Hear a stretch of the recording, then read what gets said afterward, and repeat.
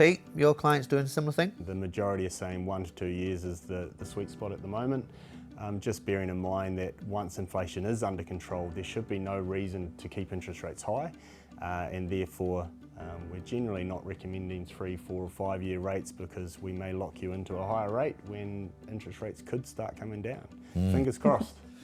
Yeah, and my clients are doing similar as well, but when it comes push to shove and you do get asked what you think, and obviously you've got to be careful because your risk appetite and profile can be different to your clients. But look, this is what I've done and this is why, is that, you know, I look at, for example, Tony Alexander, who I follow as well, so he'll caveat any forecast with a 10% probability. So it's almost like, well, that 10% chance, do you know what I mean? So there's a lot of risk because things are changing every week consistently. So what is important to you is the most important thing, isn't it? Because it's difficult for a client to second guess the market. So if they're very conservative, they could be planning on having a baby in the next year or two, so they need consistency.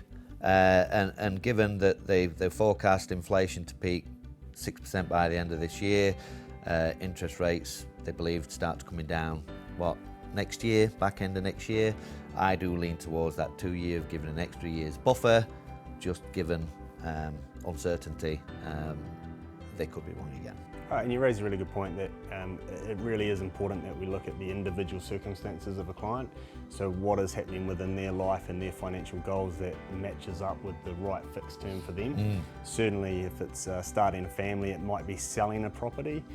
It could be looking at a number of clients who want to buy their first investment property, and that could result in them needing to change banks to be able to borrow more money.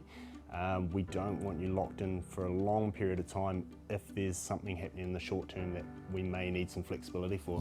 So we've got to match it according to each individual. Yeah, exactly.